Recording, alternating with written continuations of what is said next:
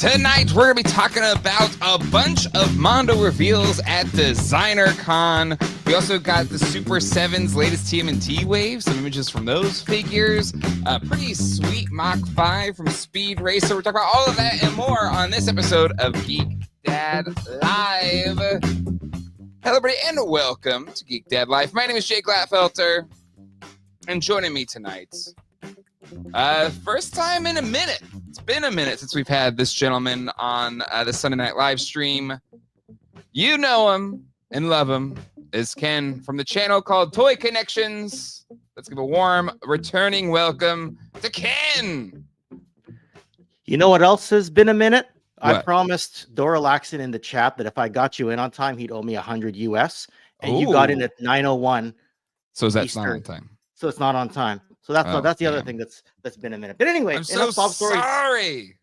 We got Oh, close. okay. We got really close. We got really close. You know. Yeah, I did my best, but otherwise, how the heck are you, Jay?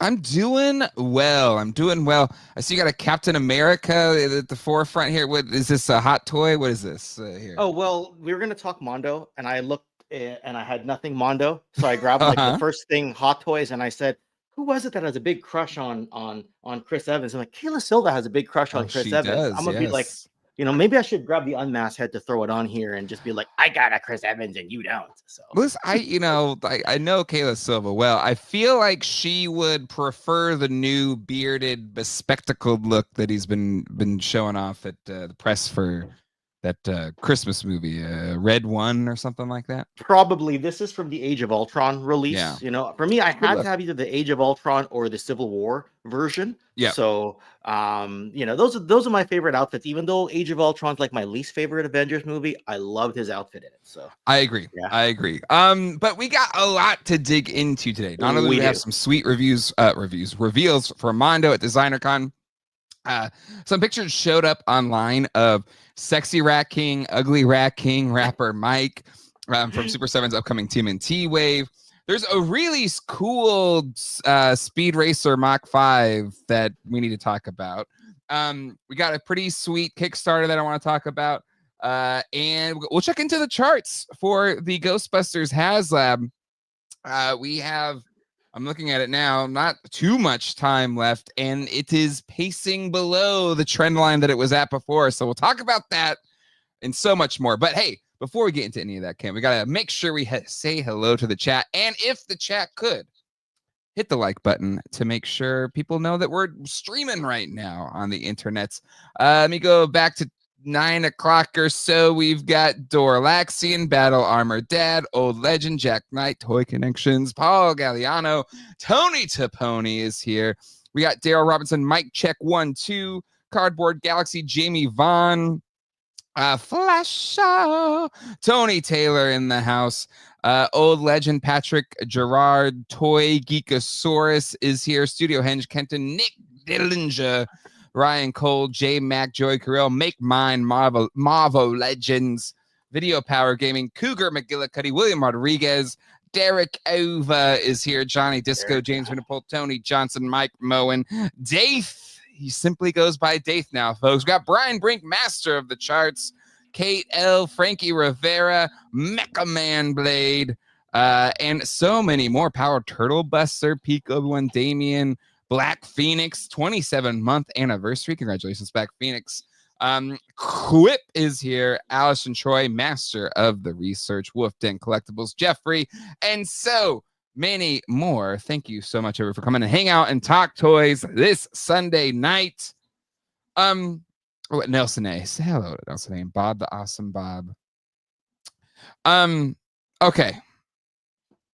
Ken, I have a question for you. Where are you at on this whole Mondo renaissance? Or I don't know. I feel like they've kind of hit another level of like all of these releases lately.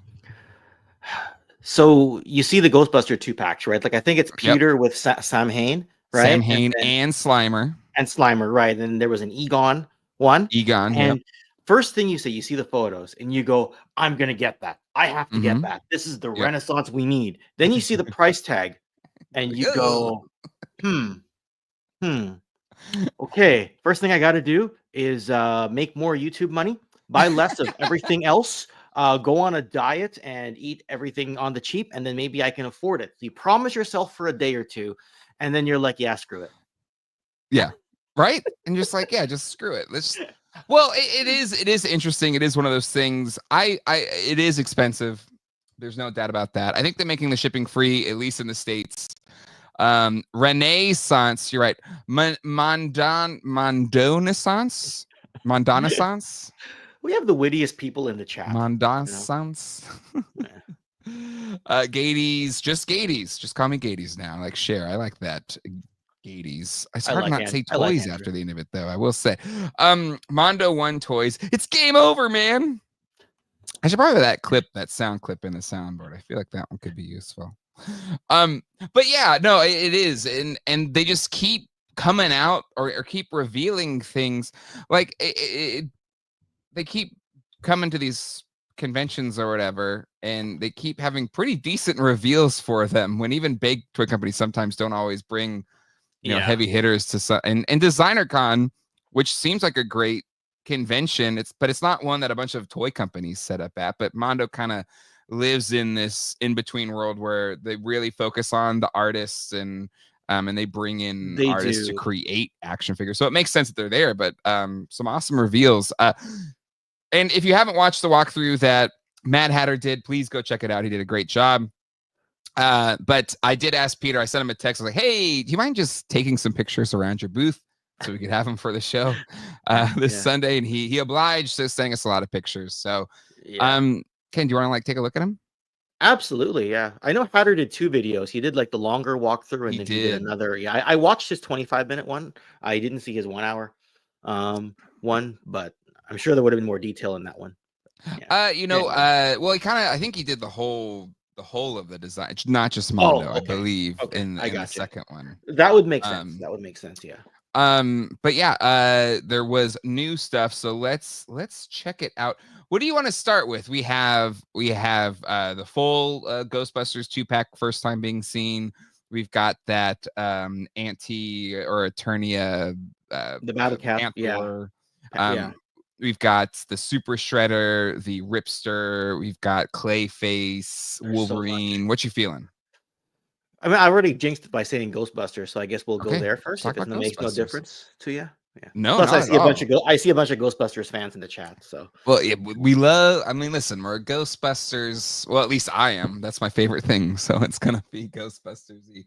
All right. So yeah, let's talk about what we saw there. Now, again, it's not a reveal, nothing in terms of like a surprise reveal, but this for the first time we got to see kind of the whole set or most of the whole set that you'll be getting for your $202 plus tax. And part of that is seeing the alternate head sculpts for Sam Hain. Again, if you get that $202 set, you get 3 different, what do they call them? Expressions, profiles, whatever, portraits, 3 different portraits for Sam Hain. So you have this kind of grinning face with teeth. You've got this kind of more jack-o'-lantern style with the black eyes. And then you've got the one that they had displayed, the head they had displayed on him. Where is it? I had a picture of it. Maybe it's this one. With the yellow eyes in him. But Ken, seeing these things in real life, or IRL, or at least pictures of them in IRL, does it make you more excited, less excited? Like, how are you feeling seeing this full prototype sample on display? Well, I mean, definitely more excited. It just becomes a case of, okay, what do I cut to either make room or budget for this kind of thing, right? Because I see my Ghostbusters collection up there, and I've just got a vintage collection. I don't have anything like modern Ghostbusters. I know there's a few options out there. I know Diamond Selected did a solid job a few years ago. This looks like the Ghostbusters we have been waiting for aesthetically, right? Yes. For people who are very, very, very casual Ghostbusters fans, they know the 4 heroes, they know Slimer, they know Stay Puft, they think that's the whole line. They probably know Janine as well. For those of us who go even like just half a layer deeper, Boogeyman, Sam Hain, those characters, just you gotta go for them, right? In fact, I think I showed you when I did a show a few months ago, I got the Extreme Ghostbusters Sam Hain, right? Yes, And yes. when Jealous. I need them. when I picked that up, I was thinking about, I think they'd revealed this one already, like even in the summertime, right? And I'm thinking to myself, this may open up a Ghostbusters rabbit hole for me. And next thing you know, I'm like 200 for this set, 200 for that set. Oh, screw it, plus another 200. And it's just like there's the willpower to withstand it, and then there's the desire just to say F it and just go for it. And they're going against each other right now, but it does look good. And you get Slimer, so it's not even truly a 2-pack. It's like, Exactly. basically a 3-pack. So when you break it down like that, it's not terrible, but it feels terrible. Yeah, clearly, it's one of those things where and we've had Peter on the show a couple times. They've talked about like the difficulty of this license and trying to bring this to fruition, and there's a reason why other toy companies, bigger toy companies, other companies that this is perfectly within their wheelhouse to do, haven't done it yet. And I assume the prices a part of that are factored into that at some point in time. But to your point, if this, and I don't want to just make this a Super 7 hating sesh, but if this was a Slimer and a Peter Venkman and a Sam Hain, the Sam Hain is 8.5 inches tall. He would have been like a $65 figure. Peter would have been $55. Slimer, for some reason, would have been $55. And you're not quite at 202, but you're almost there. And the thing that you get with at least this Mondo piece now, this is their first 6-inch scale, 6.5-inch scale figure. But what you're getting that Super 7 does not do is paint throughout. This is highly decoed. All of the figures are highly decoed figures, where I think a lot of times our frustrations from render to actual figure with Super 7 is because they kind of skimp on the paint applications. The reason I'm looking behind me right now is because I've got my Thundercat Super 7 back there, and you're right. There's not as much articulation, and they kind of minimize the paint. They do just enough, but then where they can cut, they do. So I mean, I don't want to make this a Super 7 hating session. It's not. But I just think so. You take that and again, I'm saying Super 7s are reasonably priced, but so it's not cheap. It's not easy. It's not easy on the bank or whatever. But I do think you're going to get quality here, and some of these early painted prototypes that we're seeing, I think, reflect that. You bring up a good point that if it had been Super 7, Slimer absolutely would have been 55, because wasn't Snarf 55 from Thundercats? Snarf was $55, yeah. So you already know Slimer would be, and Slimer is arguably and almost not arguably more iconic than Snarf. Right? So I mean, Snarf didn't have a brand of high C that went through till 1997. Yeah, okay. Cooler ran till 1997. So he's undisputably more popular than Snarf. Yeah. So there you go. He would sell at 55 if Super 7 did. So. Yeah. But he had 40 hands, says Torlaxi. And you forget which hand goes with which. Peter doesn't look like he has good articulation, though, more like Super 7, which isn't good. I understand, like, it's not hyper articulated, but I think the important thing here is that the articulation that is there allows him to properly hold his Neutrino wand, which a lot of even the Hasbro toys, it's not always perfect. Ken, where do you stand on this? Like, for me personally, if this is a figure representing a painted cell character, I kind of don't want a bunch of articulation breaking up the look. I want it to be posable, but I don't need a whole bunch of cut joints everywhere, and it just kind of breaks up the sculpt. I mean, I keep looking back and forth at the Peter sculpt and my Thundercats Lion-O and the Chitara and Panthro back here. I'm trying to see if there are more points of articulation on the Peter, and I can't tell from the photo if there are, or if there's more range of motion. I don't even know if those are butterfly joints on the shoulders. I can't really tell. I mean, you might not need them because of the proton pack is there. You won't see them anyway, so maybe it doesn't matter. I can't remember. In my walkthrough that I did when they showed us these at San Diego Comic-Con, I feel like they talked about the articulation a lot, and I'm blanking on it now off the top of my head, but they probably did, but there's an articulation here, kind of like a I don't know, a swivel waist or something, and hip joints. Then the knees are kind of these. It's covered, but it still has a full ball joint knees and ankle rockers as well. And then the shoulder or the elbow pads kind of cover up the ball joint at the forearms, plus ball joints at the wrists, swivel cuts at the forearms. So it's not like super articulated, but it's enough, and I like that it doesn't break up the sculpt too much. Yeah, I look at it. The main issue here is, could you stomach buying a set like this once? I'm gonna go ahead and say probably, but you're gonna want the Egon set. You're gonna want whatever set. I don't think they've announced. I'm all in. And I don't know if they've announced the one for Ray and Winston. They did at New York Comic Con. Now they didn't show us the images of it, but they gave us an outline. Ray's gonna come with Gash. Okay. He's the guy who kind of opens up and he absorbs ghosts into himself.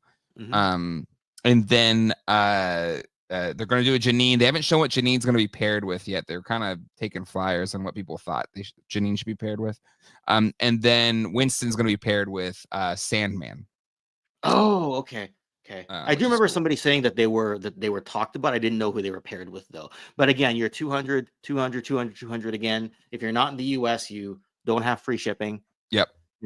I mean, yeah, I know, like, you see them, you want them.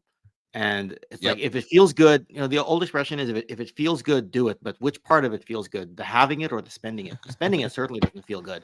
I will forever be conflicted by purchases like these. No, absolutely. Gash is the weakest. I don't think, because I think you got to remember he absorbs ghosts and stuff like that. I feel like maybe that opens up the possibility for a lot of ghosts with Gash. But the thing with these packs, and I agree, $202. But for me, once you get to, let's say 202 was $808, right? For the 4 Ghostbusters. $808 plus maybe so for $808 plus if you have to pay shipping, etc. But in that under $1,000, you will have 4 Ghostbusters, the 4 Ghostbusters, 4 large scale ghosts, and 4 smaller scale like companion ghosts. And to me, that's 12 figures for $800. 800 divided by 12, what is that? About 66 US a figure? Yeah.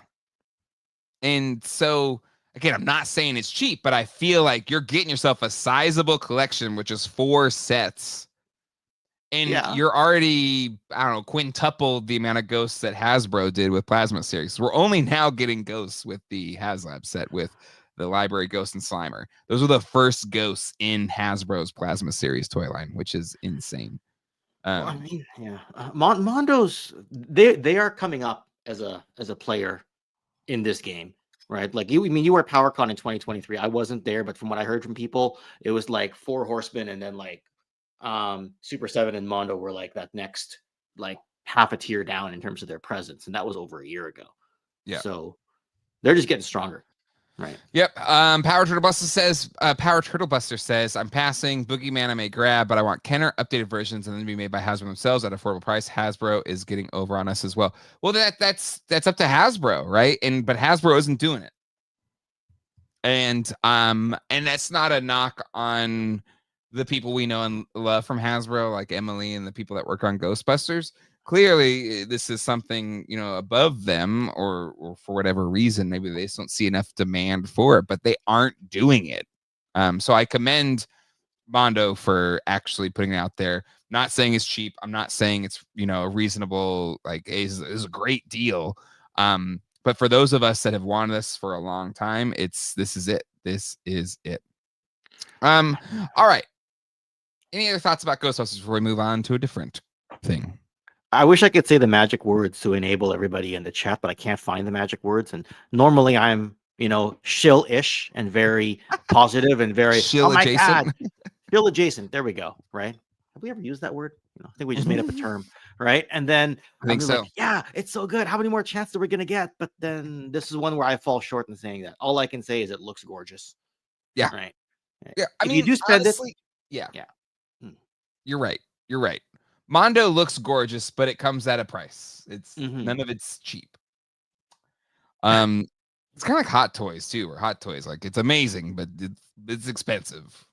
You know what? I may be throwing stones from a glass house here. Here I am with this Captain America, and I'm going, that's expensive over there. But the thing is, I bought this like years and years ago, so I forgot what I paid. I purged from memory what I paid for something like this. So if you can do the same, and in the year 2030, when you forget what this cost, it's okay. Yep. Yeah, Talk about enablement.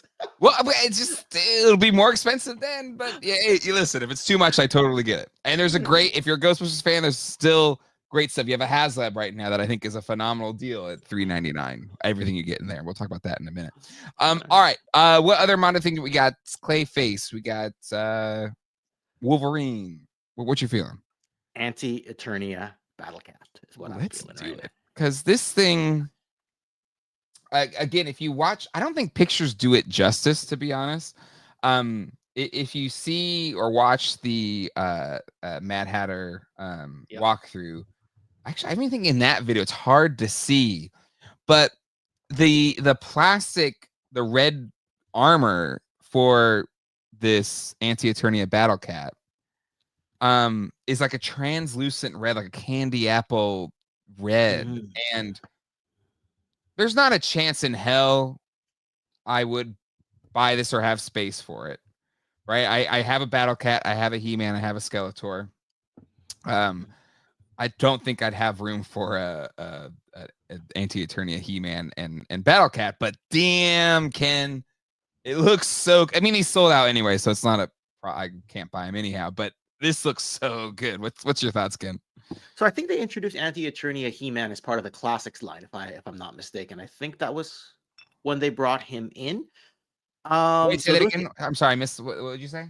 I think they introduced the concept of Anti-Eternia He-Man. Was that in the Classics line? I'm pretty sure. Well, it was I believe, in the chat can correct us if we're wrong, but I believe it was like a German thing.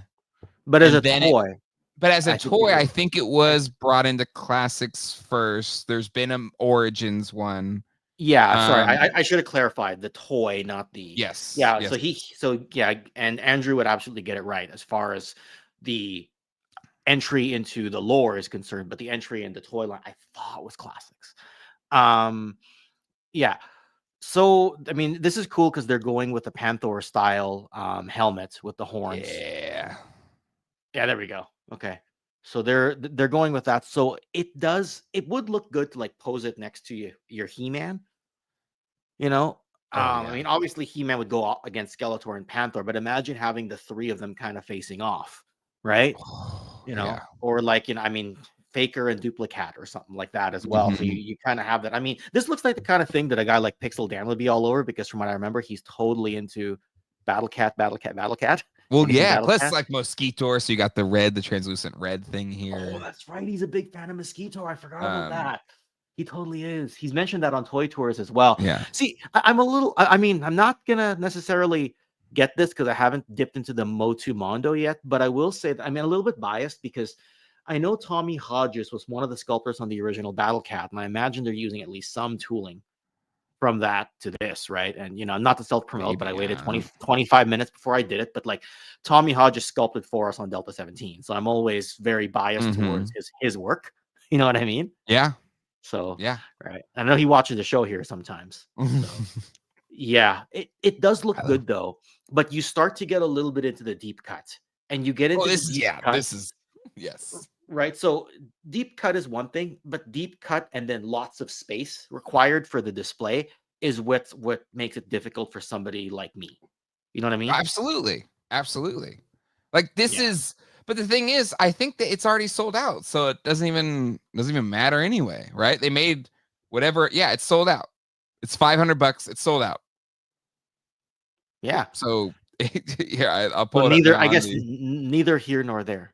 It's kind of one of those things where it happens sometimes with these sets, like it's a limited edition online release.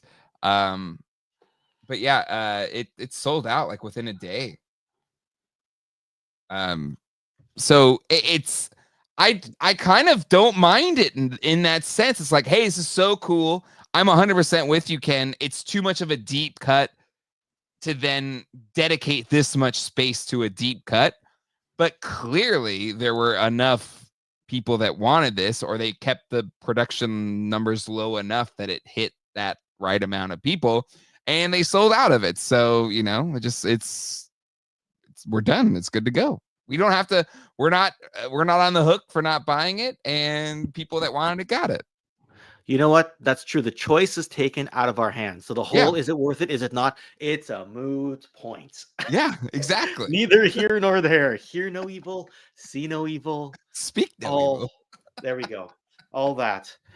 Thanks for tuning into Toy Geeks, everyone. We'll see you next week. So, you know, I think but I think it's gorgeous. I think this thing looks beautiful. So they only made 500. Yeah, so like whatever. Like, it's such a limited release, right? Yeah.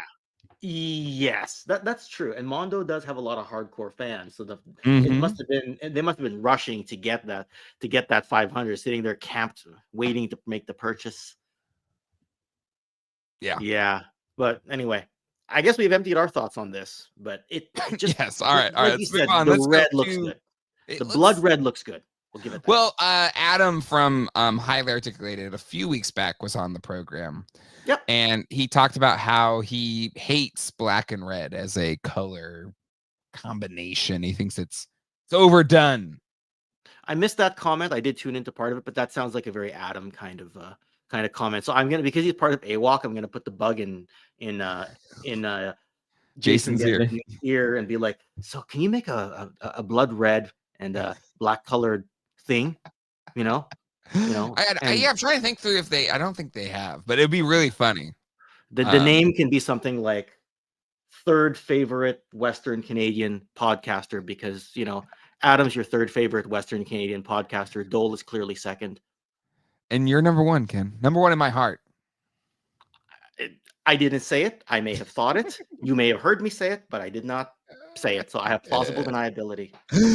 Listen, whatever Canadian is on my program, they're my favorite in that moment. We'll go with that. But basically what you're saying is, when I do this and after dark, you've had your one night stand with Ken. See you next time. All right. No, we're kind of getting a Ken. We're going for a Ken residency right now. Right. So you're here this for today, and then you're going to be here next Sunday, and you're going to be on our Toy Geeks episode that we're recording this week. I saw it in the chat. Hold on. Somebody said, is the podcast dead, or have you, Dan, been on recorded recently? Thanks from Australia. Adam Klex asked this question.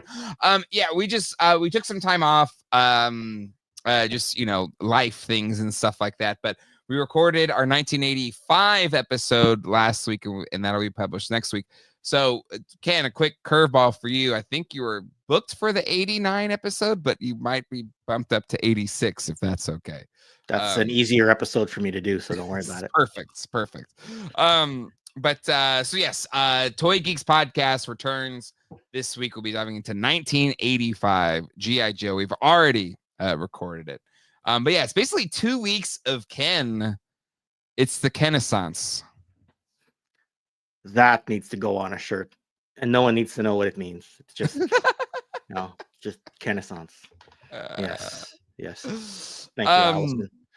But yeah, so well, it's like your family's away, so you're free to do these late night shows.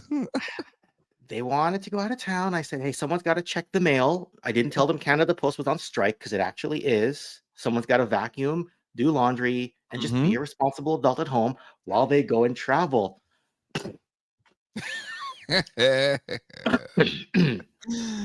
It's never enough, though, but we're excited to have you as our resident guest host for the next couple weeks. It's exciting. Not enough. It will be more than enough. He's just Ken. Make My Marvel says, seriously, Ken's videos are great. They are great. If you haven't, friends at GDL, Toy Kennections, search Toy Kennections. You probably have watched his videos, because usually your history videos, you're not showing your face. You may even know it's his videos, but if you go subscribe, because you do a phenomenal job over there, Ken. Thank you. Appreciate it. I do show my face at the end when I say, click on this next video. I do that. I do the whole Nick Nimmin thing. Yeah, I know. I know on my own channel, people usually dip out before it gets to that part of the video. You can video. see your analytics where there's that big sharp drop in the last 20 seconds. That's when my face pops up. So Canadian hero. I like that. We got all these memes here. I got to start taking notes. I didn't bring a notepad, you know? Yeah. We need the Ken song. I think so. Next week, I promise I'll have a little clip of just I'm just Ken. Wait, I think I used one once. It may still be here. Oh, I do still have it.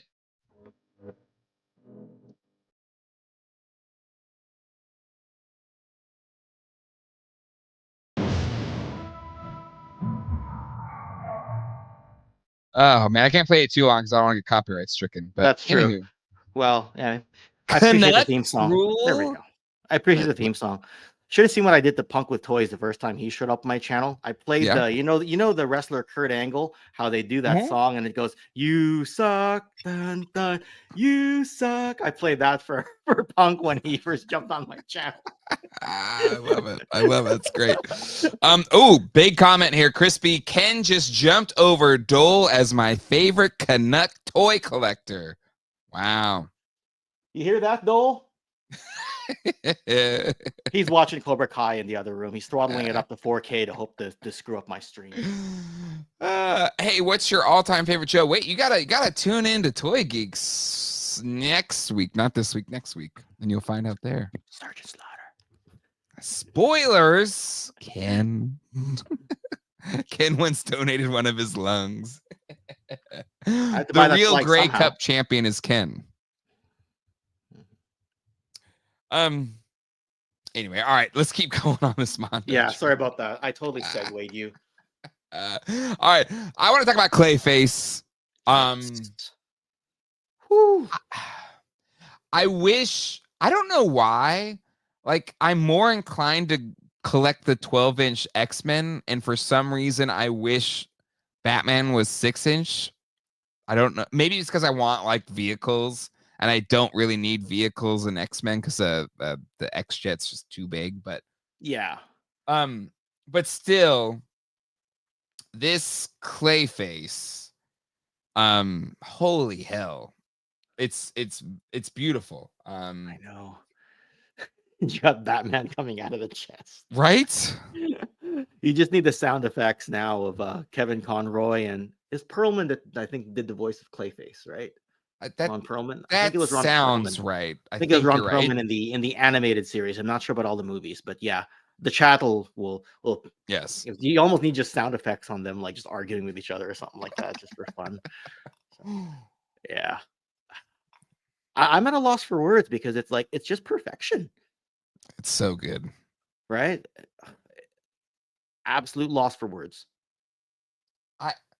This is that Alex Brewer magic where he somehow takes an animated cell and translates it to 3D in such a compelling way. Like, and then you look at all of these accessories, like it's baffling. Like it's freaking beautiful. Like, look at all this stuff. The different head sculpts are different enough that you would be tempted, and again, we just went over price, but I'm not saying it'd be price efficient. You'd almost be tempted to get another one, to get one of the other expressive head sculpts, or like or whatever, just because they're different enough from one another.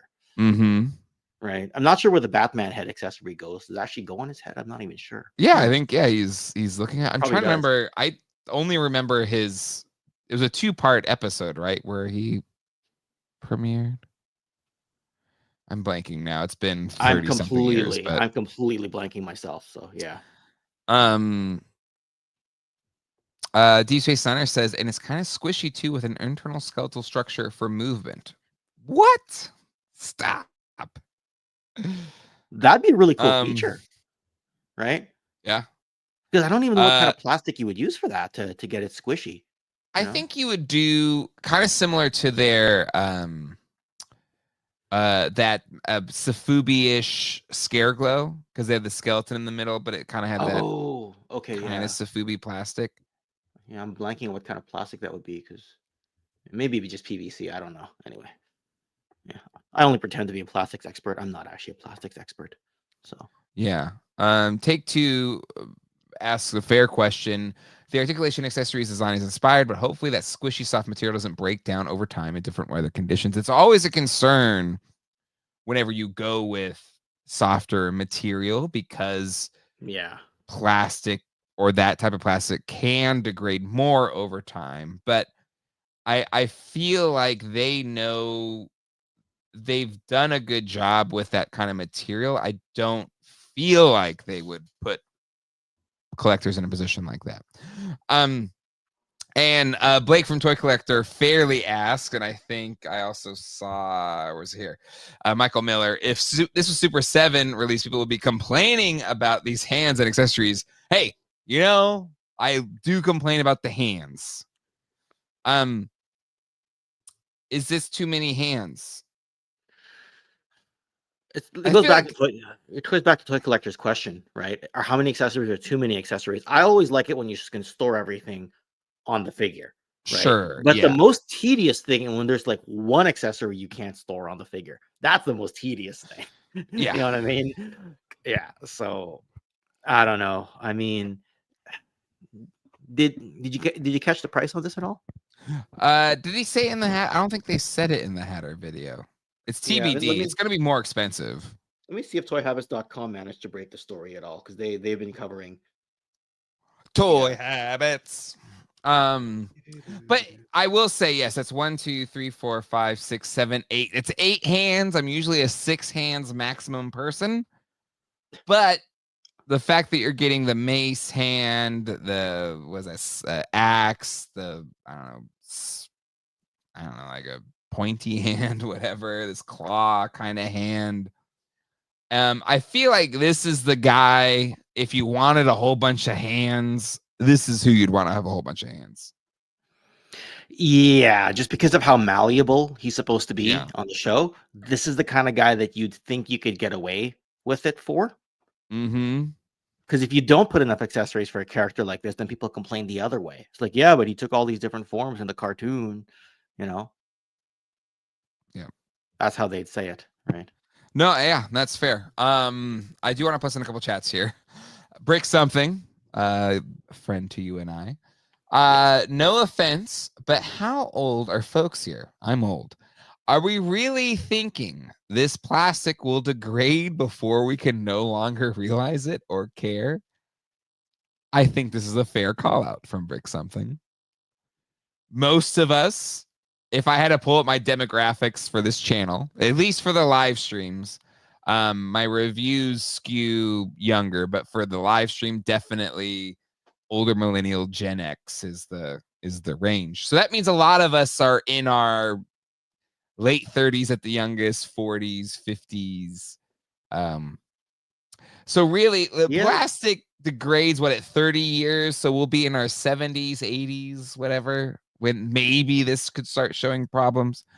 So I totally get that, Brick Something. You're 100% right. Like, this will be our kids' problem, I guess, when they need to sell our collections when we die. No, but I just pulled up my app. Yeah, I do think I don't think it'll be like this, but there are figures. Case in point, is it the Mezco 89 Batman that's already breaking apart because they did the rubber suit? I think it was at the crotch. I saw pictures on Blue Sky or Twitter or something. I think that's the one, yeah. And I saw like the crotch was already like ripping apart. So I think when people are sharing concerns, they're more concerned of like immediate degradation within a year or two. But yeah, if it follows the normal path of plastic losing its chemical composition,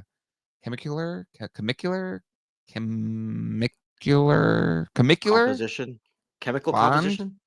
Well, plastic bond? Like the thing is, like over time, the bonds, the actual chemical bonds, they lose, and that's what creates the stickiness and stuff like that. Because plastic doesn't last forever, believe it or not. But that's like 30, 40 years, which is affecting vintage toys that we can buy today. Molecular? Depends on how well. I think you're right. Molecular is probably the right way. Depends on how well they're kept, because I do have a 1964 G.I. Joe action soldier, right? And I have some Star Wars stuff from 78, and they're relatively kept well, but they may have been kept completely away, out of sunlight, away from kids. Like that might be those ones. They might just never have been played. Yeah. Anyway, you sent me down a rabbit hole looking at like my own channel and seeing like what's my main age demographic, and over half my audience is between 45 and 54. Yeah. Right? And my second biggest audience is between 35 to 44. Yep. Right. That's our demographic, Ken. 35 to 35 to 55. That's what our nostalgia is baking on. Or banking on. Yeah. But anywho. I shouldn't have looked. I'm depressed now. Why are you depressed? Because I feel like we're aging. To get old is a blessing, Ken. We could either die young or live old. What would you rather have? Live old, healthy, prosperous, and may we all live like Dick Van Dyke, active and moving well into our 90s. There we go. Odds are probably not going to happen, but hey, that would be nice. And hopefully we're still able to box with young men in our 50s, right? Did you watch the Tyson Paul match? Yeah, I did. And so did I. People kept saying that the fight was thrown. I think it was. And in real time, I couldn't notice. But I'm like, why wasn't Tyson even trying? Why was he just biting his glove and like doing like little love taps here and there? I'm like, that's not the Tyson we know. So yeah, I don't know boxing. I'm not like a boxing aficionado. Like, I don't think I've watched a boxing match since Tyson in the early 90s when my dad would do pay-per-view or whatever. It's probably the last time I actually watched boxing. But it's I get that he's older and his legs were not moved, but it's just like he's holding back. He's not. Why isn't he going after him? You could tell he was a little bit gassed, but you know, I mean, I don't watch a lot of boxing, but I did watch a lot of MMA during like the Georges St-Pierre time. And even if you're gassed, if you get desperate, you will try to do a combination near the end of a round or something, because you know that you're going to get the bell at that point. Right. And they actually they actually had like a little ding when it was 10 seconds left, which they don't always do. Right. But your corner's screaming the time at you. So if you hear 15 seconds left, go for a combination. Yeah. Right. The bell will probably save you unless you do something stupid and get caught. Right. But at that point, you're already behind on points. So, right. So anyway. But I believe I saw this too, where the longer it went on, and if he didn't knock Paul out, he got more money. So I've he seen made that $20 million. I was just like, God, I just want him to kick his ass so bad. I know. Speaking of us old hats, I wanted him to beat up the 20. What is he, 27 or whatever? No offense to all the 20. There are 20-year-olds that watch this show. But also all of you 20-year-olds aren't Jake Paul, who was a freaking tool. So I would have loved to see him get his ass kicked. And Logan Paul was like, I would kill you, Mike. I'm like, okay, sure you would. Yeah, go get your channel canceled some more. Michael Woods, $5 super chat. I've been out of this line, but seeing this makes me regret the decision. I'm in for a Robin. Whenever they get to Robin, I'm in for Robin.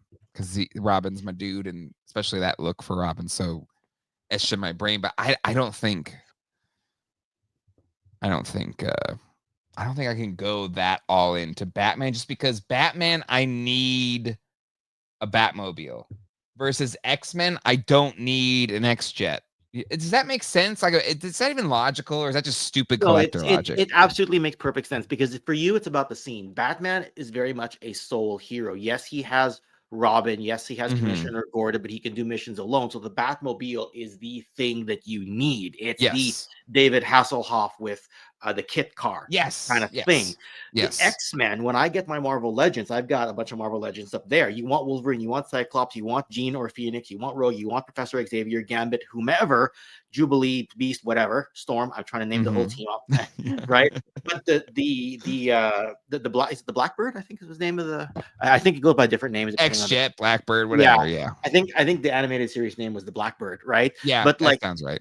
Not only is it too big at the 1/12 scale, right? Because it's a jet, but you don't necessarily need it for the team. If anything, it actually takes away from the display because you have this big thing and you don't see all your heroes. Whereas you have the uniformity in color with Batman and the Batmobile. Does that make sense? You know, your 66 Batman will have that blue Batmobile. Your Dark Knight Batman will have the tumbler. Yes. You know, et cetera, so on and so forth. Right. Yep. Yeah. No. And that's I've already got the Hot Toys 89 Batmobile. And I've got, you know, the Hot Toys 89 Batman, and that is good. That is like my most iconic version, even though the animated series I adore. Like it's like 1A and 1B with, you know, the Burton Batman verse and the animated series. But I'm very much a Nolan guy with Batman. Like my Hot Toys collection is very much the DX, the DX12, DX11 and 12. Yeah. With those are great. Those are great. Yeah. And the armory. Yeah, that is the better Batman movies, like objectively as a film series. Yes, I agree, and I enjoyed them more. But just like that core, it's a nostalgia, or it's just a core memory thing, like just in my mind from an iconography standpoint. That it's hard to beat the Burton Batman. It is, especially since he came back for the Flash, right? So exactly, yeah. No Bat Missile. We'll see. All right, Ken. What else do we got on Mondo? We still have other things from Mondo. That's how much stuff they had. Let's talk about their Sofubi style figures. Yeah. So they did Ripster from Street Sharks. They had like an unpainted prototype there. And then they had this pretty sick Super Shredder as well. Like super deformed Super Shredder basically is what it is. Yes, and I think in the Hatter video they said they're going to paint the nails because they're not unpainted. But I have a couple of these that are shipping to me. The turtle ones, I think the Ray Fillet and some of the turtles, I believe. I don't remember which ones. Maybe Raph and Leo, maybe. So I've seen these in person. I think they look really good. And this Super Shredder is really cool, but I think I'm a pass on the Super Shredder. What's your thoughts on the Super Shredder? I had the NECA one once upon a time, and I'm not sure what it is. Like Super Shredder is cool and all, but for whatever reason, like I don't have a big Turtles collection, right? So when I think about getting stuff for Turtles, for whatever reason, he doesn't really cross my mind. So I mean, I think did Kevin Nash play Super Shredder? I think he did. Yes, I believe so. I should know this because it's wrestling, right? So that'd be like my connection, my double, like my extra love for it would be because he was played by a wrestler. But yeah, I don't know what it is. Like even when I saw Super Shredder in the movies back when that 1990 film came out, I was kind of like, what is this? Are they just trying to extend the plot of the film by another 5 minutes kind of thing? Yeah. Right. It didn't really make sense to me even back then. Right. Yeah. I'm sure there's a proper explanation. I've never looked it up. Right. Then the second film, he's back and all that. I don't know. Super Shredder just felt like a really short-term fad. You know what I mean? It's the end of the movie. It's like an end super form or whatever, you know? Yeah. I guess it's like the end boss of the film or something like that. But it's like, was he not enough of an end boss? You know, you still got to fight. Like he killed himself essentially. That's true. You know, I guess it just felt like and I mean, I know Street Fighter came out later, but it almost felt like, yes, we beat M. Bison, even if he beat himself. Oh, by the way, here's Akuma. What? You know, that just give me that feeling when I watched it back a few years later, kind of thing, right? But it's a cool design. So happy for those that want it. But I gotta give some more shine to this Ripster because I'm not even a Street Sharks guy, but this dude looks sick. Yeah, I know. Neither am I. You know, I almost forgot about Street Sharks, but I think the Toy Collector magazine have them on a cover sometime last year. I think they did. Or was it Biker Mice? No, I'm thinking Biker Mice from Mars. Oh, yes. How do I mix those two up? It's not hard. It is a Turtles ripoff, you know, or whatever. I'm trying to tap into that. Yeah, no, fair. I mean, I never really got into Street Sharks myself. It's just one of those things that I see my friends' collections and yeah. And then I go, yeah, it's pretty cool.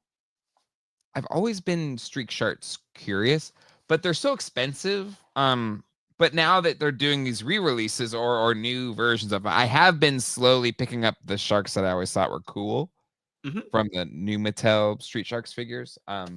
Luckily, John, longtime co-host, owner of Heroes for Stores and Collectibles, he gets these in his shop, so I pick them up that way. But God, you're so lucky to have a shop nearby. Well, his shop's like 50 minutes away. Oh, is it? Okay. It's well worth the drive down to Sanford, North Carolina. Yeah, because I've got a shop here that's 50 minutes away as well, and I always tell myself I need to get out there more. Right. Well, I have a shop that's literally across the street from me, like 6 minutes away. It's Cro-Mag Toys, and then they go to every Joe Fest actually. So yes, they do, and I believe I ran into Larry, the owner of Cro-Mag Toys, at the flea market this weekend, and he was telling me he's setting up at Retro Toy Con next weekend. Oh, good. And he was talking about how he's bringing down his Defiant. He has a box Defiant that he'll be bringing to the show.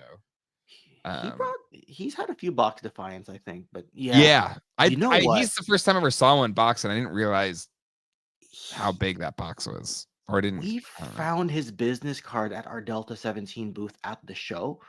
We don't know how the business card got there. We all looked at each other and said, "Were we supposed to cut a deal with this guy? A wholesale deal with this guy?" Anyway. That's an offline conversation, but I just remembered that now because I had that business. I don't know where it is now, but I had it on my desk for like a month and kept telling myself to email him, and I never did. You should. He's a good guy. But anywho, so this is cool. I like that this Sofubi style thing is expanding beyond the turtles. So absolutely, but people in the chat are saying that it would make sense for Street Sharks to be incorporated into Turtles. Imagine how cool that would be. But this is essentially this scales with the Turtles. Yeah, so you could make it work. Yeah. Yep. It's like Bandai always says in Bluey, "Hey man, it was the 80s, 90s." Yeah. Man, Bluey. That is a toy. They make toys for Bluey. I know your kids are probably too old for Bluey. I don't know. But they have the Bluey toy line. And I do get tempted to buy toys from that toy line a lot because I'm a huge Bluey fan. We're big Bluey fans in this house. But my kids have never really my kids have gotten some of the toys, but haven't really wanted the toys. And I wish they would want them more. My kids' era was Paw Patrol. And then now everything is about Fortnite. So... Yeah, Zach was Paw Patrol hardcore. We had the tower and all the cars and all the pups. We sold those, and then he's definitely like Minecraft, Roblox now. Yep, Minecraft. That's big for their age group.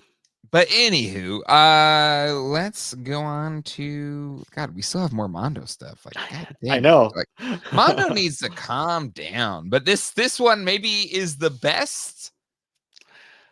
Finally, a short king Wolverine, or I think they called it in the Hatter video the Brewer Veen, or it's the Alex Brewer version of the character.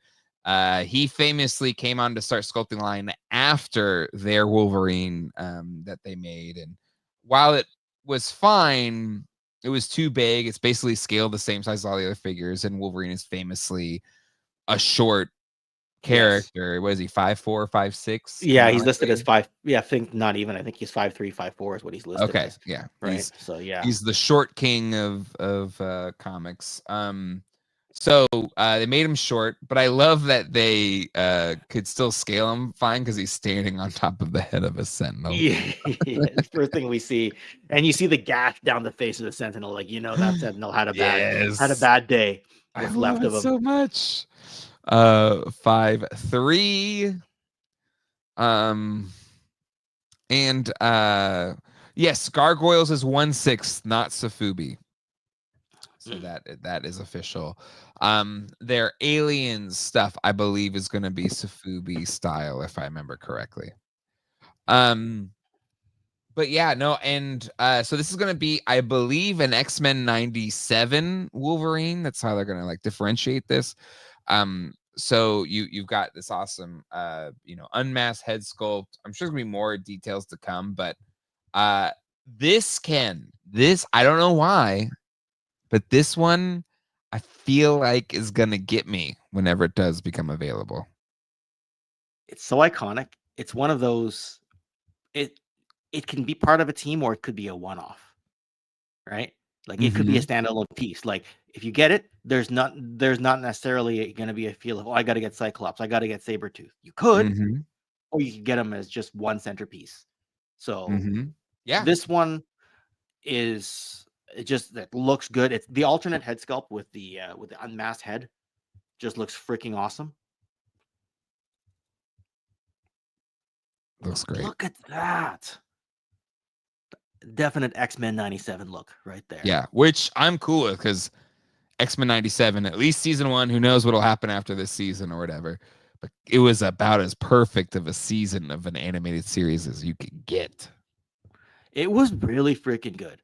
So really good. freaking good. And I know people want to do like a proper Age of Apocalypse, right? Which I'd love to see. I know they in the 90s they did the 2-part episode One Man's Worth, I think it was, right, where they kind of touch on Age of Apocalypse. Yeah. But imagine, hey, maybe they could do a Logan from Age of Apocalypse like this with the one hand, right? That would look freaking awesome too. Yeah. So. Yep. Oh, Silva K, Kayla Silva in the chat. Oh, my lights flickered. Hopefully, if I disappear, it's because the power went out. Silva K, Ken, smack that like for Ken, people. Absolutely. And I brought your favorite just for you, Kayla. Said at the beginning of the show that was just for you. So, I mean, it's not yours, but it's just. No, you said you were gonna give it to her for her birthday. A little early. Not it. He'll send you a picture of Ken with the Chris Evans, and it'll be signed. Snuggled in my bed like this, holding it. You know. D Space Niner, $5 super chat. TMNT2 wasted Super Shredder. Once he revealed himself, Raph should have chugged ooze, turned into a monster, and fought Super Shredder to the death. Absolutely. It was a classic. They wrote themselves into a corner and just basically let him destroy himself. But whatever. They phoned it in, right? And that's always been my issue with Super Shredder. But it is part of the lore and it is part of our childhood. So it's like, where do you draw the line? And where do you extend the line to fit it in? I just remember I saw both. I've seen all 3 films in the theaters. And I remember, I think we saw it first in a drive-in theater. And I remember telling my mom or dad, I was like, ugh, that's kind of lame. They should have fought him, or at least. You were like 5 or 6 years old and you already thought it was lame. So yeah, exactly. Just like, but I still liked it. TMNT 3, I think I've said on this show before years ago, whenever we talked about it last. TMNT 3, I think, was the first film that I walked out of and said, that's a bad movie. Because before then, every movie's a good movie. Even bad movies when you're a kid are great movies. It's a movie, whatever. It's a fun, you're going out, you're getting popcorn, you're having snacks, and it's a movie. It's good. But there's that point when you're like, wait, that was not good. And the TMNT 3 was my first time saying, I actually didn't like that. Alien Safubi, so I think it'd be much like at least if I'm remembering correctly, and I think they say in the walkthrough that I did at New York Comic Con with them, it'll be Safubi style, I believe.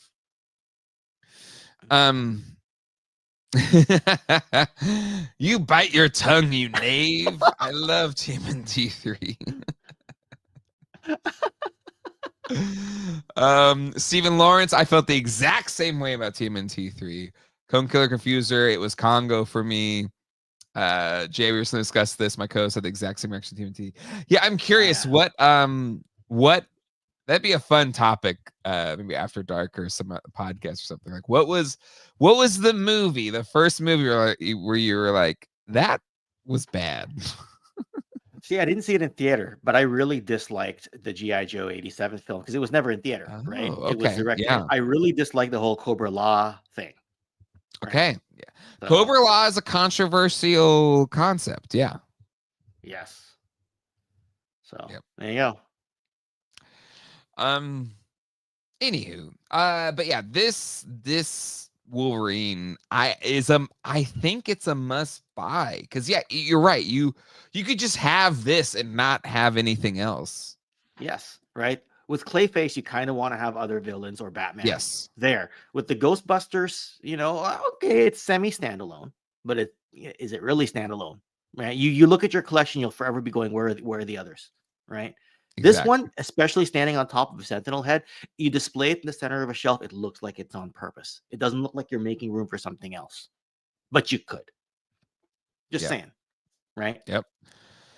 I gotta post some chats, Ken, because you have stirred the hornet's nest, my friend, with your commentary on G.I. Joe 87 being the first movie. You were like, this is bad. Shondo Gecko, you're on the wrong side of history, Ken. I guess I am. But Nemesis Enforcer / Immortal, Ken. Well, no. I'm glad Sarge beat the heck out of him at the end. I'm so rarely a hater. I totally expose my hand. I'm sitting here at the poker table with my cards face up right now, and there's no walking it back. There's no taking the bet back. There's no I meant to say. I'm sitting here. Yeah. Anyway. Anyway. All right. Let's. Some other people saying Batman and Robin, Street Fighter, Mortal Kombat movies. I also saw, where is it? The Hulk. Yeah, Hulk 2003. Yeah. First and only movie I actually fell asleep in. I remember I saw that in theaters too, and I was like, I like what they're trying to do, because that was what was the famous director that did that one? The 03 film? Was it Wu? Yeah. I don't know. Hulk 2003. I'll just type that in on my phone if the chat doesn't BS to it. Ang Lee. Ang Lee, that's who it was. The chat's already got it. Oh, boom, yeah, Ang Lee. Anyways, I liked what Ang Lee was doing. It was cool, like that this comic book cell thing, but it was boring. And then we got the 08 film with Edward Norton in there, and that was fine. Yeah, we just haven't gotten a good Hulk movie. Well, I heard that it was because like one company had the distribution rights and one had like the filming rights, so they could only put him as part of like the Thor film or the Avengers films, all that. So, yeah. Rip it open with Newman. I'm one of 5 people that love Hulk 2003. Well, there you go. Actually, I didn't hate it. I just thought it was boring, but I liked what Ang Lee was trying to do. Yeah, like he had a certain vision that you agreed with, right? So there's 2003 Hulk fans. So there you go. I think it's it for Mondo, but Mondo, great stuff. Exciting. Love it. All right, Ken, let's move on. Let's check into the Ghostbusters HasLab. Yeah. Let's check out that old Brian Brink chart. I hadn't even thought to check that in a little while. So let's pull it up here. You can also play along at home by checking out the Brian Brink charts. Again, all of the thanks to Brian Brink for putting this together. Master of the charts, keeper of success. Knowing, why can't I right click, make this bigger? Oh, there we go. Can you zoom in? Can you zoom in? Well, you can right click, open a new tab to make it the full size chart. There we go. Okay. So, we'll discuss McFarlane's Joker Gate. We'll do that too. Why not? Whatever. So for a long time, it was going parallel with the Proton Pack. Mm-hmm. And then it was actually trending above the Proton Pack. And it was kind of trending above, getting close to that early bird deadline, which is November 2nd. They decided to give totally for everybody. And I think that has kind of created the classic HasLab straight line. It's still inching up a little bit, but now there's no incentive to like back early other than to just say you backed it early. So now we are left with really nothing to drive excitement to back this up. Yeah. But for those that are starting to worry, like Crispy, I'm starting to worry, even with the expected FOMO surge. That's where I was gonna go next. Yeah. I think at this point you're at 9,254. You only need to get to 12,000, and there's no tiers you have to get above that to unlock anything. You get everything. Yeah.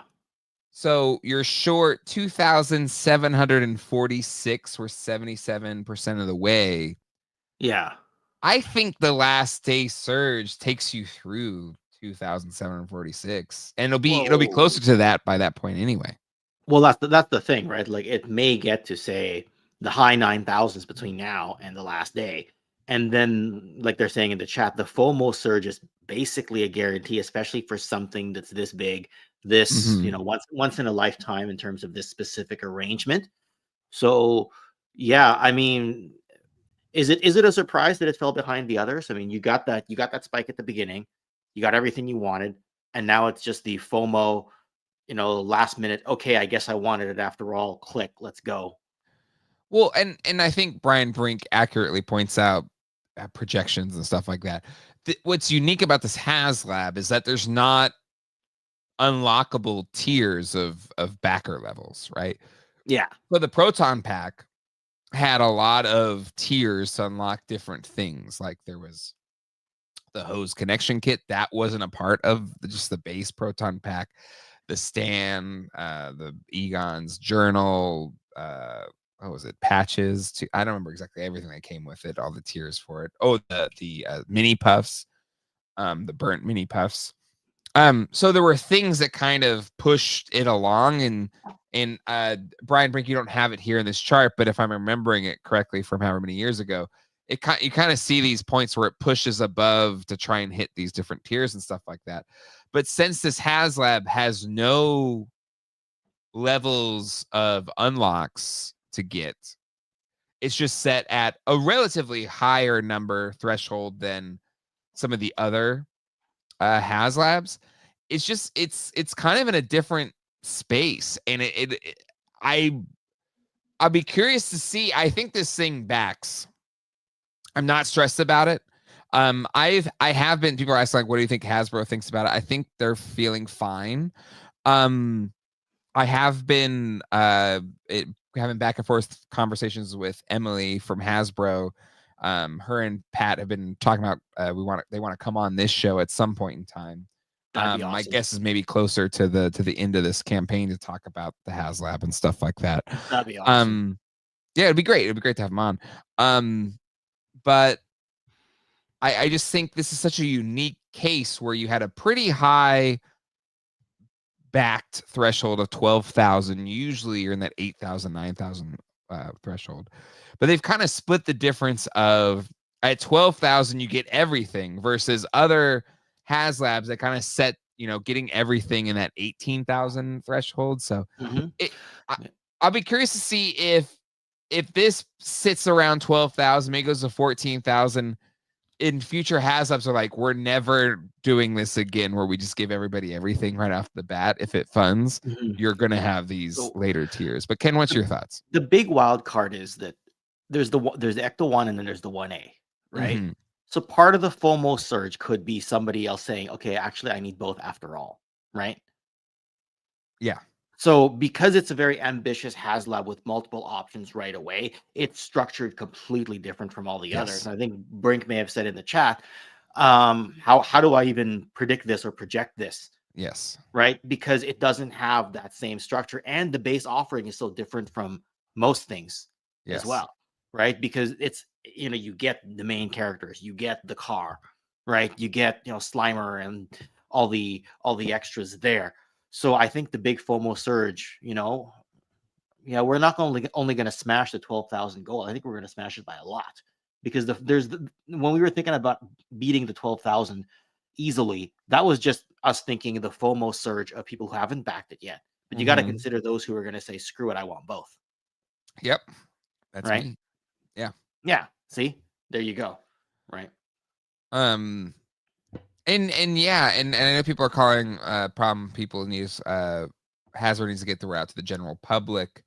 I think that's fair. I feel like they've tapped into the Ghostbuster fan community well, right? They've partnered a lot with our friends at YHS, Yeah. and other kind of Ghostbuster centric platforms. But I do think there's an opportunity to get beyond Ghostbuster fans, even diehard toy collectors. Like there's enough casual Ghostbuster fans that maybe would want a beautiful replica of an Ecto one at the 1/12th scale. That like if you're advertising this on Facebook and stuff like that, like how many people got suckered into that damn, piece by piece Ecto one that was out? Like I feel like there's enough demand for like a really nice with lights and sounds replica of an Ecto one that even casuals would want on their shelf. Yeah, it's just the price, right? Yeah. But okay, you tell me. You haven't been on this show since this HasLab has come around. That's right. Do you think it's too expensive? Any HasLab is going to feel expensive, but Fair. You're willing to push the envelope just a touch. So when I saw the price, I was like, yeah, that's in the range of what I just personally thought it was going to be, right? Yeah. Just knowing HasLab trends in the past, looking at the number of things that are there. So to me, it was expected, is what it is, right? I don't know if I should feel bad saying that or what, and wish for things to be. I mean, we all wish for things to be a little bit cheaper. Is it fair? It's hard to say because what can I compare this to in order to get a fair assessment? I mean, the most recent one is the Rattler, which was also $324.99. So compared to that, is that good? I think so. But I do have I understand I have the privilege of having seen this, or at least the prototype, in person. Yeah, that's true. You would have seen it at SDCC, right? So, no, they had it at New York Comic Con NYCC. or their press breakfast there. Yes, and I did a video of it, and I try to try. I know it's never going to be as good as seeing it with your own eyes, but I try to convey what that experience is like in those kind of videos. But it is a beautiful replica. It doesn't feel like a toy at all. It does feel like a 1/12 hot toy vehicle, or a 1/12 version of a hot toy vehicle. And I have a few hot toy vehicles, and those are, I would say, the banner best replica vehicles you can buy. And I would say this felt like that level of detail and you did sound pretty enthusiastic in your walkthrough, right? Because like how I said earlier that Wolverine could be in the center of a shelf, yes, in a perfect display. This, I mean, depending on the size of your home, this is the kind of thing that you would put in its own case in the middle of the hallway, and you would walk past it when you leave the master bedroom every single morning, right? That's the kind of thing that I imagined as being like, it's in somebody's mansion, and it's in the glass case in the middle of the hallway, set up like that. That's how I see it. Yep. Right. Yeah. And that iconic. And so 325 gets you the Ecto one, you get Tully, you get Slimer, you get the Library Ghost, you get the Gurney, you get Tully. He has a trap, PKE, proton pack, a Neutrino wand, or the beam coming off the Neutrino wand. And the Library Ghost has books. So that's for 325. For $75-ish more, you're getting the 4 Ghostbusters in their GB2 charcoal suits with new head sculpts, 2 slime blowers. With the tool, you get 5 proton packs, 5 proton streams, 2 slime streams. You get Tully, Slimer, Library Ghost. You get the Gurney. You get both the 1 and 1A. You can choose which one you want it to look.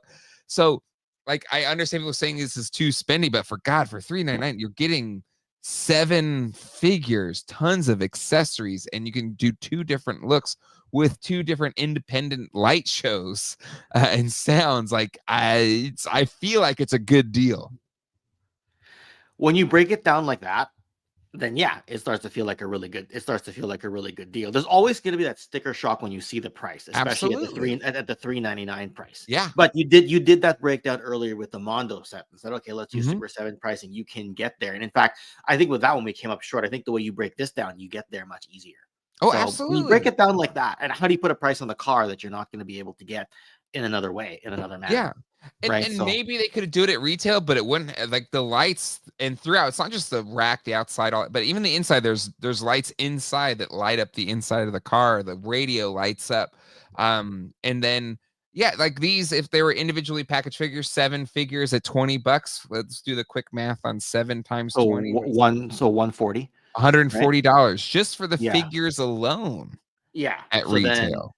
then is the rest worth, $260, right? It becomes hell yeah.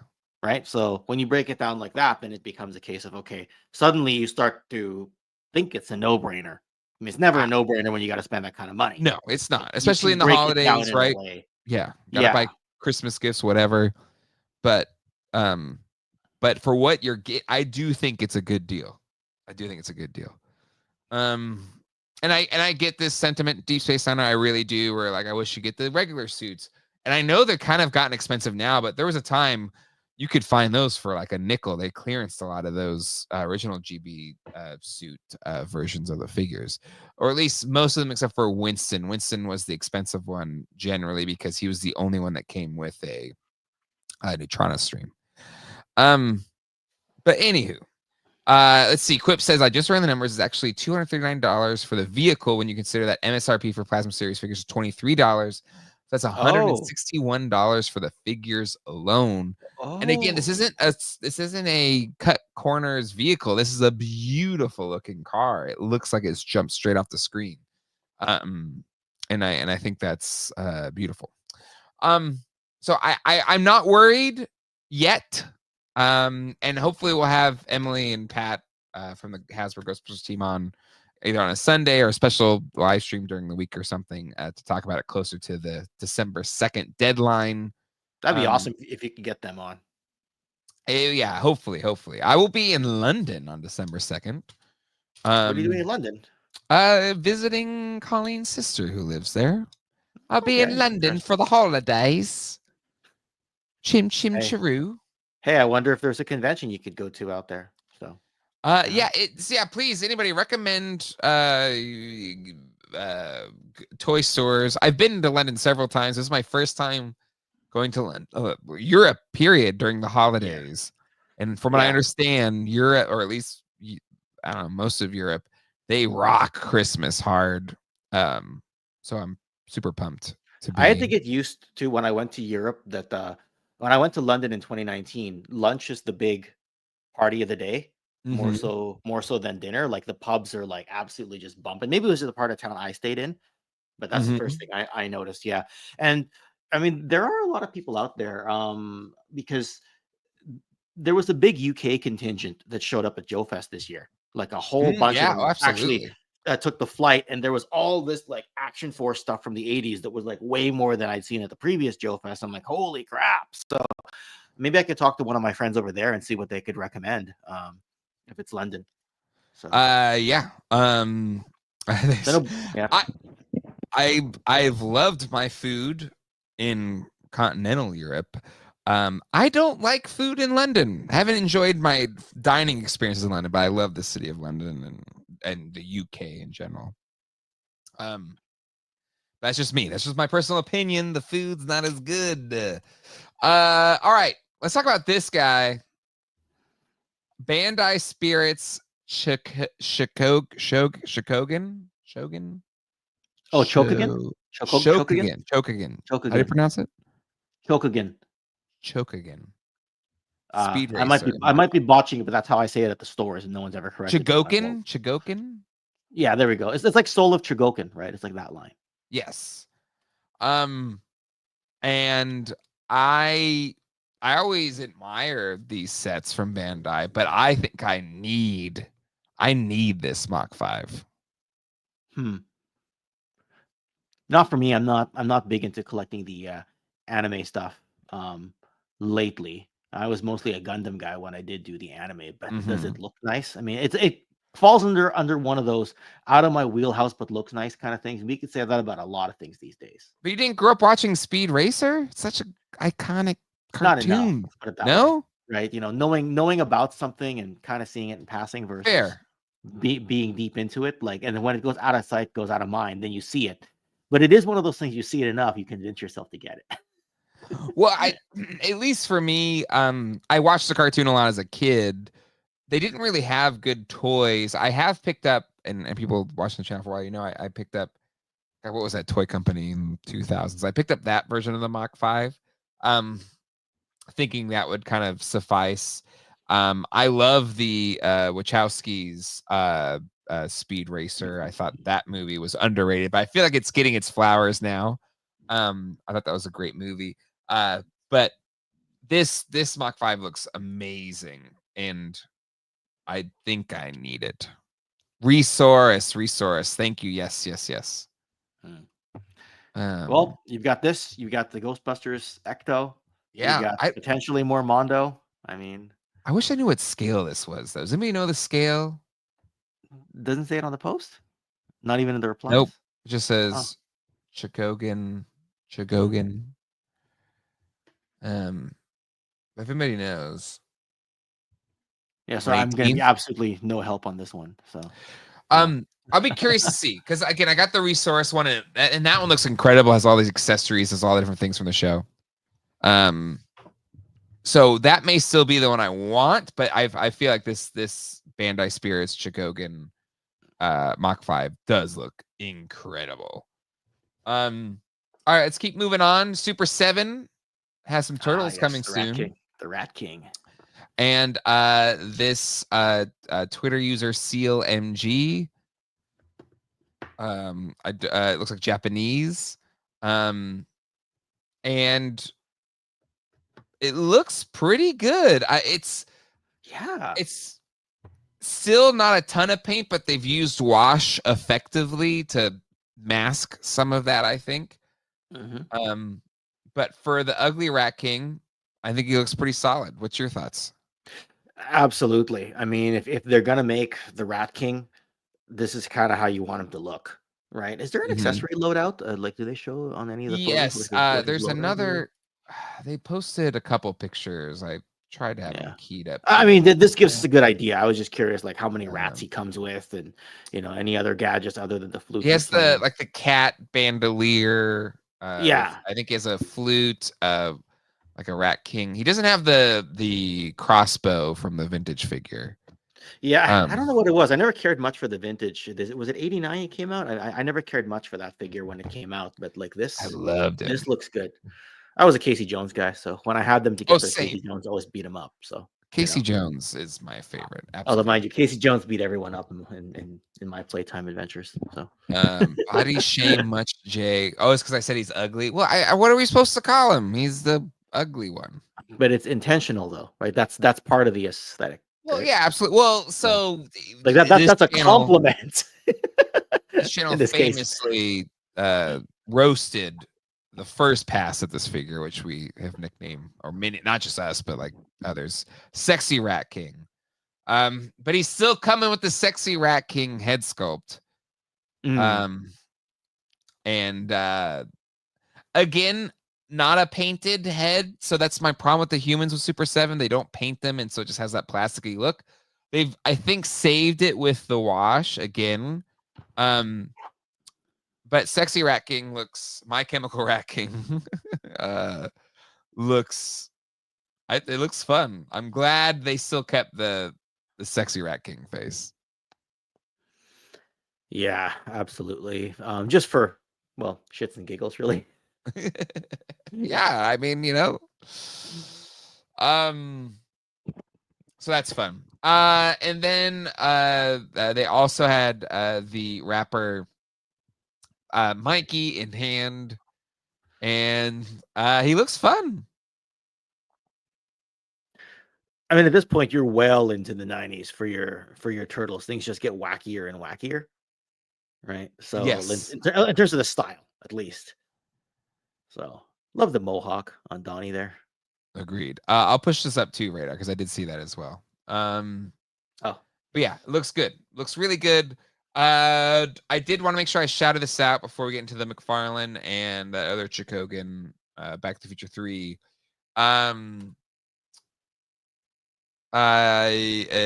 Jonathan, Nostalgia Unbox, want to make sure I called this out. So we've got this Macross Robotech Kickstarter has 18 days left, and I'm not a. Are you well versed in Robotech, Ken? I started watching the cartoon recently. I do have the Macross stuff, but mostly because of the tie-ins to Jetfire. So I'm not super well versed in it. Interestingly, when I went to Toy Traders the other day, I nearly picked up the Matchbox 3 3/4 inch Lisa Hayes. Nice. But beyond that, I'm definitely not a Robotech expert. You might need Mr. Larson on for that one. He's done a few Robotech episodes. Yes. In fact, that's how I caught up on Robotech, was when he did that 2-hour supercut on that, right? So, that's why I can't say I'm super familiar with exactly what's going on here. Having said that, it is saved my watch list, so I will get to Robotech. But it is a year from now. Yeah. Well, if you're a fan, I feel like this is a great opportunity, and it looks like they're getting to a ton of characters and different vehicles and stuff like that. And there's only 18 days left, so there you go. That's the one. There you go. There's the Veritech. Yeah. Yep. The Veritech fighter. Which was famously brought over. I think this is the one I know the most. The 1S, the VF1S. Yeah. That's the one that the original Takatoku version became Jetfire. Mm-hmm. Yeah. And then I believe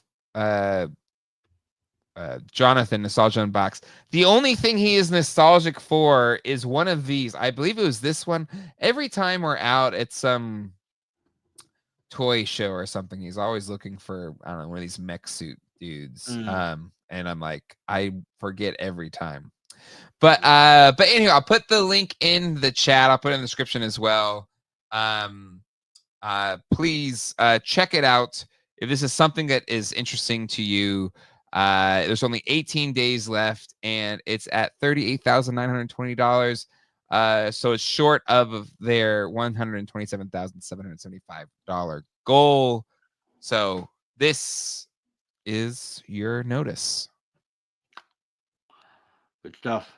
Good stuff. All right, let's talk about that McFarlane set. Are you aware of the Joker Gate that's been going on? I admit I tried to Google it before. I'm pretty sure Allison mentioned it in the chat, in one of my chats, and I probably blanked. So you're gonna have to educate me here. And it's just McFarlane Toys.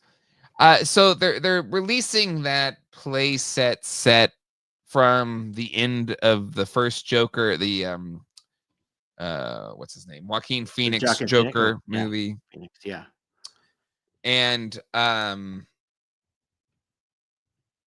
it's definitely an iconic scene from that film. For better or worse, I enjoyed that film when it came out. I think you, depending on your feelings on things, and I'm in this boat. Like, I feel like it was kind of taken almost the wrong way in a lot of ways, or is like utilized in a weird way. I felt it was well written, but it didn't feel like it fit into a superhero universe. I mean, I guess more than a few people can say that. Well, yeah, and I get what it was trying to do. Like, I understand. Like, I like the film, but it wasn't really a Batman or a joke. Anyway, whatever. It wasn't a superhero film at all, or a supervillain film for that matter. And so at the end of the film, like, he shoots the guy or whatever, and I feel like the whole Joker thing, it was kind of, at least that whatever he was represented something to a lot of people, and not the best way.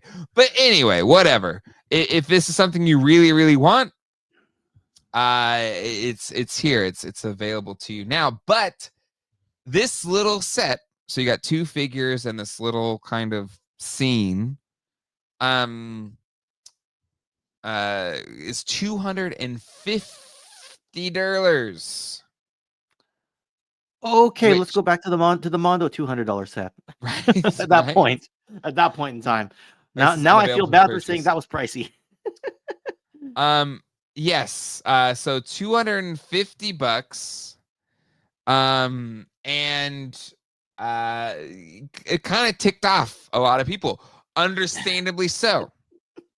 So McFarlane Platinum members were emailed a 30% off coupon for the Joker set at McFarlane Toy Store. Even with that coupon and the 10% off you normally get, it still costs $165. And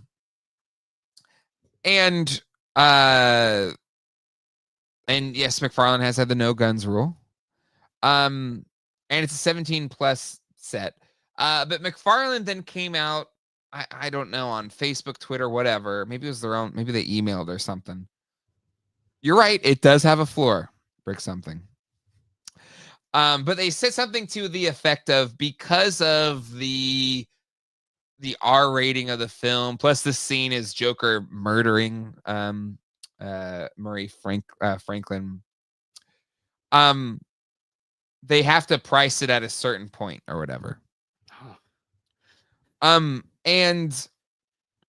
some people called like BS on this and gave a lot of pushback, but I will say, and I don't know this situation specifically. I have no idea. I have no clue. I don't know anybody personally at McFarlane, but I have met and talked to enough people in the toy industry, and people that have had to work with licenses, and you'd be surprised sometimes the licensor will be like, yeah, you can do this thing, but we don't want, say maybe, but we don't want any kids buying this, so you need to price it some absurd number. Or you can only make so many, so it has to cost so much.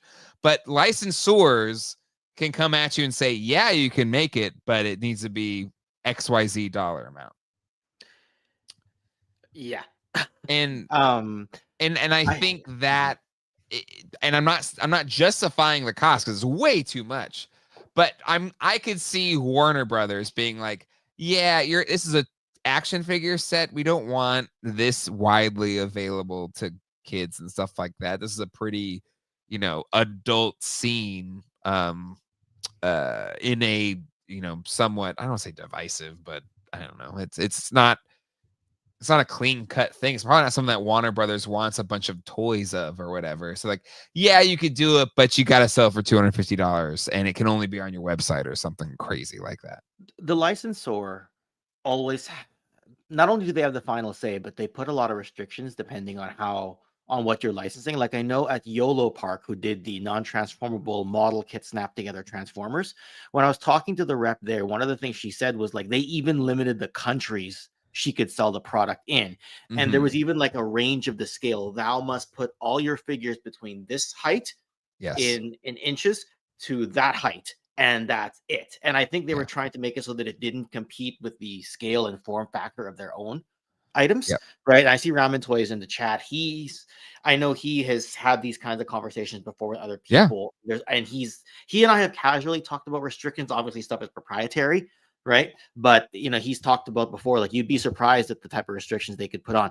Now this would be the first time I've ever heard something like, oh, price must be X amount because we don't want kids to buy it. Well, I'm throwing out a guess. I have heard licensors being like, it has to be this price, but I've never heard one because of kids. But I could see why. Like this is a pretty graphic, brutal scene. I don't know. That's me connecting dots. I don't think that's exactly. Okay, fair enough. For a second, I thought you said you heard that somewhere, but no. I've heard licensors saying it has to be this price. Okay, and then connecting the dots about the kids. Yeah, because this is not like, I know people are saying the chest burster aliens. I totally agree. I'm not saying it's any less graphic. I just feel like this is more sensitive. It's a gun violence act at the end of a movie that has been championed by, a certain subset of people on the internet. So it's a bit more sensitive of a scene to public turn into a toy. Yeah. But anywho, I think it is too expensive. It's too expensive. 100%. Too expensive. And yeah, McFarlane, pretty much came out, so the price is not their idea. So anywho, they'll take the flack for it, but that's what happens when you become a licensee. Yeah, I mean, if I was McFarlane, I'd probably be like, it's just the juice ain't worth the squeeze on this. Like if that was it, like because the blowback, was it worth it? it's a delicate balance that you have to probably strike as a toy maker that's using licenses. You have to play the game right that these companies are giving you, and you either decide, hey, this is worth it, or it's not. In this case, McFarlane decided it was worth it to try and make this happen. They probably thought there were enough fans out there that would pay that stupid price for this set. But maybe not. Maybe it's just a miscalculation on that front. Probably. Hard to say at this point, but we've looked at it. We've done our diligence. We've looked at it. We've opened it up to the floor, and that's all we can really do, right? But anywho, and then I did. Somebody said they wanted to look at that Chogokin. Where are you at? I guess I've been saying it wrong all these years too. So no one's ever corrected me in my local shops. There's maybe in Canada that's how you pronounce it. I have different pronunciations in different regions, I suppose. It's on Paternia. But they're doing they also have a Chogokin Back to the Future train from Back to the Future Part 3. It looks really, really cool. And I am interested. Maybe I can't find it. Maybe I saved it as a bookmark. Let's see. And we'll get out of here, Ken, because we got After Dark to talk about. Oh, that's true. That's true. Oh, I want this. Where can I get this, by the way? Oh, look at that thing. Ranger Retro Center. I think it's the build it yourself one, which I don't know what that means. Because someone in the chat just tell me, how do I want this? That's like Blitzway Voltron epic. That's and this is what I've said I wanted Hasbro to do with a Hasbro Pulse Power Ranger. Like I want a big freaking Megazord. Yeah. Heritage Auctions, is that right? But yeah, I want this. I want it. Let's see. Man, I thought I bookmarked it. I guess I didn't bookmark it. Anyway, that's fine. We'll catch up with it when we catch up. Yeah. Anywho, Ken, that's all we got. After Dark, patrons, we're gonna have a fun show tonight. I put an order in, Ken, for one of those Maju space cases, display cases. Do you know about these things? No. You don't? No. Should I? Am I gonna want one? Yes, I think so. Oh dear. Well, they're these really cool Attack Peter from Mondo, and retro power game and Patrick. A few praise on this system, like this cool. It's like a what's the best way to describe this thing? It's like a Daytolf on steroids toy display case and Maju case. That's it. And so they're like a steel and enclosed glass display case, Maju case, and you can kind of customize it to like whatever your needs are. They are not for the faint of heart. So you can keep extending it. What's that? You can keep extending it, I guess. Hey. Yeah. Oh dear God. And so, that's what we need as toy collectors. That's what we need. They're doing a Black Friday sale, and so I finally bit the bullet and put in an order. It'll take a while to get here, but it'll be a big video series on this channel because it'll be one of the big changing points in this toy room. But I'll talk about it more on After Dark Maju case. Yes, absolutely. And you got to do a toy room tour again. I don't think you've done one in the last 2 years. That's what I needed. I'm in this toy room's been in transition for a year, but this display case is what will change the game in this toy room. I'm really excited. So we'll talk about it after dark. Become a patron at patreon.com/geekdadlife. Ken, anything going on your channel this week that people need to be paying attention to? So I did do a video with Troy from the Call Sign Longbow team on the last just on Friday. I'm going to be skipping this week for doing a video. I will do a live stream for Delta 17 because we need to announce a year-end sale for 20% off awesome. on the site, delta17toys.com. And after that, I'm just working on some toy history stuff. Like I've got a whole mask series, toy history series coming up. It's just the Gay Tour is the one I can reach, but all my stuff's on the counter over there. Like I could literally reach slingshot right now. This is my short arms. So all my mask stuff is kind of out and about. So I filmed an introduction, and I've done a Boulder Hill deep dive, and then I'm kind of doing like a downfall and legacy of the brand. Derek Hoover, who was in the chat earlier, was my collaborator on that last part. That's what I was working on before we came on here. Hence why I didn't hear about Joker Gate nor Module cases, and why I was only half in on the news. And I knew Jay would forgive me for not being 100%. Of course, just be yourself. Bring yourself. You don't need anything else. Yeah, bring myself. Bring Chris Evans. Exactly. Play to the audience. Awesome. So yeah. Oh, that's right. History of Cops and Crooks, end of the month. That's coming. Oh, okay. That's exciting stuff. Well, you can check out all of that over at the Toy Kennections YouTube channel. It's in the Friends of GDL on this page if you're watching this on your computer, or just simply search Toy Kennections. That literally it's right there, and it's his handle on the screen right now. But Ken, this is just the beginning of our Kennaissance, our Ken residency here on the GDL channel. You'll be back next Sunday, and you'll be on not this week's episode of Toy Geeks Podcast, but the following week's episode of Toy Geeks Podcast. Thank you, everybody, for hanging out with us tonight. Patrons, I'll see you in After Dark. And until next time, hasta luego and goodbye. Take care, everybody.